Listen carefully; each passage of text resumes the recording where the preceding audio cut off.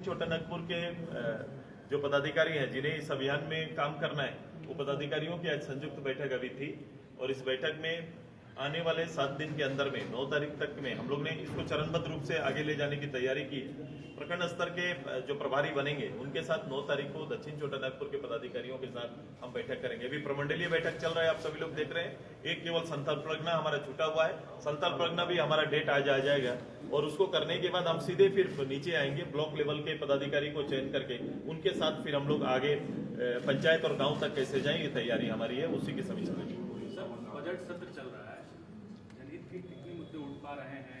CAG की report आई है sir, CAG की रिपोर्ट पर क्या कहेंगे? सीएजी रिपोर्ट, सीएजी रिपोर्ट आती है, वो मूल्यांकन करते हैं कि राज्य और राज्य कोष का उपयोग और दुरुपयोग पर फोकस रहता है कि जिस मद पर जिस उद्देश्य के साथ जो फंड हम राज्य कोष के लिए एकत्रित करते हैं या उसका खाका तैयार करते हैं, उसका उपयोग जनउपयोगी कितना हो पाया, कितना नहीं हो पाया, उसका एक बेसिक मूल्यांकन करके आपके सामने रख रहे हैं। आज भी एक मूल्यांकन उनका आया है पीसी के माध्यम से, कल जरूर उन्होंने बताया होगा।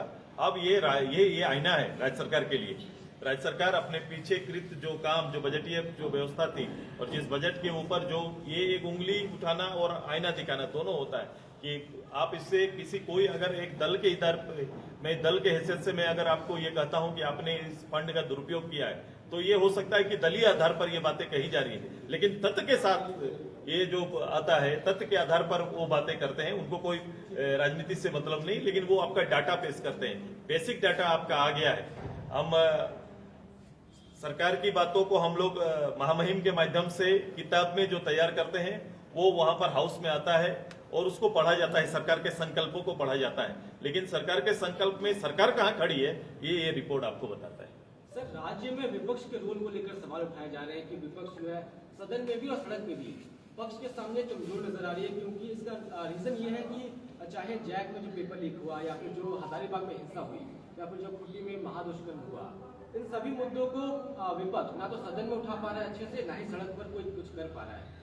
आप भी विपक्ष में है, आपकी क्या प्रतिक्रिया इस चीजों को लेकर? देखो, इस राज्य में विपक्ष के लिए मुद्दा पड़ा हुआ है, विपक्ष के लिए मुद्दा पड़ा हुआ है और विपक्ष के लिए कोई मुद्दा नहीं होना चाहिए। इश्यूज ये हैं जो राज्य के लिए महत्वपूर्ण है और ऐसे इश्यूज राज्य को कमजोर करते हैं। कभी कभी हम लोग राजनेता के रूप में केवल ये आकलन करने लगते हैं कि मैं अपना वो गलती करे और मैं गलती पर केवल मैं वार करूं, ये मेरा मकसद नहीं है। लेकिन जो सत्ताधारी है, जो सत्ता चला रहे हैं, उनकी जवाबदेही कितने दूर की है, ये बहुत मायने रखता है।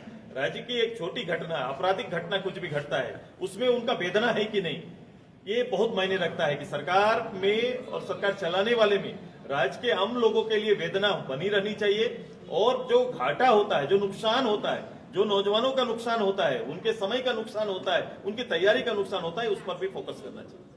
लेकिन तैयार नहीं है कि कैग रिपोर्ट जो है वो ईडी और सीबीआई की तरह है, यानी कि ये संवैधानिक एजेंसियां जो हैं वो उनके लिए कार्य करती हैं, केंद्र के लिए कार्य करती हैं, यानी कि इस रिपोर्ट को वो सही नहीं मानते। सभी चीज को बांट के नहीं देखा जा सकता है। आप कल अदालत को भी बोल सकते हैं कि अदालत ने आपको अगर कोई नुकसान कर दिया तो वो केंद्र के हो गए और हम हो गए चूंकि स्टेट के हैं, आपको मैं इसीलिए मेरे ऊपर कुछ भी हो रहा है, इसलिए मेरे ऊपर आरोप मढ़े जा रहे हैं। ये मुझे लगता है ये देखने का तरीका, बात बोल के आप निकल सकते हैं अपनी बात एक दल के रूप में। आजकल कोई तो नाप तोल नहीं है, आप कोई बात बोल के निकल जाइए, अखबार में वो चीजें सुर्खियां बन सकती है। लेकिन वास्तविक राजनीतिक चरित्र होता है, एक जो होता है ना पॉलिटिकल कैरेक्टर, वो कहीं ना कहीं कमजोर पड़ता है इस चीजों से। अरे इसके आपके पॉलिटिकल चरित्र का कमजोर होना मतलब आप कमजोर नहीं हो रहे हैं, आप बेसिक चीजों को कमजोर कर देते हैं जिस भरोसे से ये पूरी राज्य की व्यवस्था टिकी हुई है। सर, एक मुद्दा उठा है, अच्छा पहले से ही उठता रहा है और लगातार ये उठ भी रहा है। जो बीजेपी के जितने विधायक है, विपक्ष के विधायक, वो उनका आरोप है कि जो थाना हो, चाहे वो अंचल हो या फिर कहीं, अधिकारी बात नहीं मानते हैं और नीचे से ऊपर तक जो है करप्शन। और कहा जा रहा है कि इस पर एक विधायक जो है उन्होंने ये भी कह दिया कि नक्सल के समय जो है वो लोग घूस लेने की हिम्मत नहीं रखते थे, तो अब ये स्थिति क्यों है? आप उसको किस तरीके से? देखो, राजनीति में पदों की गरिमाएं घटी है, ये तो आप जान रहे हैं, और इसको घटाने वाला कोई और नहीं होता है, हम ही होते हैं। समय के साथ जैसे जैसे इसके वैल्यूज को कम करते जाएंगे, राजनीति में आपके वैल्यूज कम होते जाएंगे। पद विधायक एक साधारण पद तो है ही नहीं, एक बड़ी जनसंख्या से, एक बड़ी आबादी का विश्वास जीत के लोग आते हैं। पार्लियामेंट मेंबर भी उसी रूप से जाते हैं, सरकारी भी एक बड़ी जीत के साथ जाती है। लेकिन कभी कभी सरकार और बैठे लोग, कभी कभी जैसे आप अभी प्रतिनिधि हैं तो आप मुखिया जैसे पदों में बैठे लोगों की शक्तियों की अवहेलना करेंगे। आप हमेशा एक दूसरे की, ये शक्ति का ये विकेंद्रीकरण सही ना होने से हर कोई शक्ति के ऊपर बैठे रहना चाहता है, तो विकेंद्रीकरण नहीं होता है। विकेंद्रीकरण आपके काम को सुचारू बनाने में महत्वपूर्ण होता है। एक्ट करना, किसी विषय को सामने लाना, जैसे आपने कहा कि विधायक ने किसी इश्यूज को रखा या विधायक के इश्यूज को शायद सरकारी पदाधिकारी सुन नहीं रहे हैं, तो ये होता है सरकार के ऊपर। सरकार कितना दायित्ववान बना रही है जनप्रतिनिधियों के प्रति, सरकार को और सरकार के मुलाजिमों को, ये बहुत मायने रखता है। ये पूरा इसकी जिम्मेदारी सरकार का है कि सरकार का वो कोई विधायक या एमपी केवल मात्र नहीं है, वो सरकार के जनता के प्रतिनिधि हैं। एक मुखिया जनता के प्रतिनिधि हैं, एक प्रमुख जनता के प्रतिनिधि हैं, एक जिला परिषद जनता के प्रतिनिधि हैं। जनता के प्रतिनिधि के प्रति अगर सरकार का अगर ये स्वरूप सामने आ जाए कि आप केवल सरकार मतलब केवल 12 कैबिनेट में बैठे हुए लोग या उसका मुखिया ही सरकार होता है, तो मुझे लगता है कि फिर ये जो सिस्टम, ये अलग अलग स्तर पर जो चुनाव के माध्यम से आने वाले जनप्रतिनिधि, इनका कहीं ना कहीं अनदेखी मात्र नहीं होगा, बल्कि इस पद का जो शक्ति है या पद का जो दायित्व दिया जाता है वोट के माध्यम से जनता देती है, उसका कहीं ना कहीं आप उन शक्तियों के साथ खेलने का काम कर रहे हैं और उसकी गरिमा को गिराने का काम कर रहे हैं। तो यही गरिमा आज गिरा हुआ है। आप ये नित्यदिन हो रहा है, मैं हमेशा इसको देखता हूं और मेरी चिंता बनी रहती है कि ये बनी रहनी चाहिए, ये कि विधायक अपने दायरे को समझे, उनकी सोच में वो दायरा भी होना चाहिए कि मेरी शक्तियां क्या है, और अगर दायरा है तो उसके ऊपर उसको काम करने का या उनकी बातों को, जो बातें जनहित की हैं, उनको सुनने का निश्चित रूप से सरकार के कर्मचारी या पदाधिकारियों को ध्यान देना चाहिए। सर, ये बालू की समस्या सदन में लगातार उठाया जा रहा है, वाकई लग रहा है कि समस्या है, सरकार तो इसे उस तरीके से ले नहीं रही है गंभीरता से। भाई सरकार तो आपको दिखा रही है, 5 साल तक कोई टेंडर नहीं हुआ, 5 साल तक कोई टेंडर नहीं हुआ। कोई अगर लाके बता भी रहे हैं तो उसे सीधे खारिज कर देना, शायद इसकी फितरत है, उनको लग रहा है कि सरकार में है, जो मैं खारिज कर दिया यही सब ठीक है। नियम कानून कोई मायने नहीं रखता है।